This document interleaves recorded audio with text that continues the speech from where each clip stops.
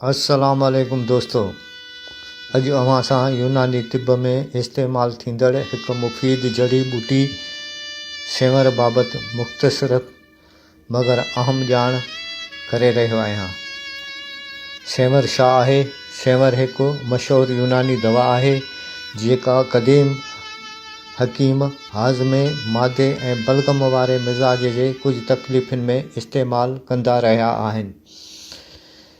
सेंवर जा आम फ़ाइदा: मादे खे ताक़त ॾियण में मददगार, हाज़मो बहितरु करण ऐं बुख वधाइण में फ़ाइदेमंद, बलगम घटाइण में मददगार, जिगर जी कमज़ोरी ऐं ॿियनि मुनासिब दवाउनि सां इस्तेमालु कयो वेंदो आहे। जिस्म मां ख़राब रतूबतूं ख़ारिज करण में मददगार।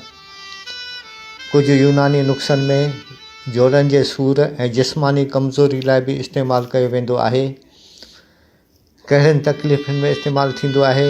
उहे ई तकलीफ़ूं आहिनि: बदहाज़मी, मादे जी कमज़ोरी, गैस ऐं पेट फूकिजणु, बलगम वारियूं तकलीफ़ूं, जिगर जूं कुझु कमज़ोरियूं, जिस्म में जिस्मानी कमज़ोरी।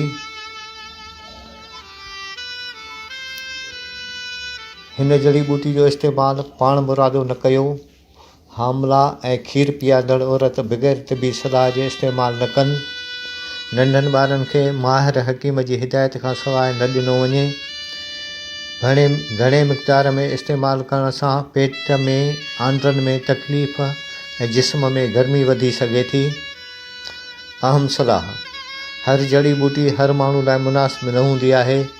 सही दवा, सही मिक़दार, सही मुदत जो तइनु सिर्फ़ माहिर हकीम करे सघनि था। सिहत अल्लाह जी वॾी नेमत आहे, उन जी हिफ़ाज़त करियो।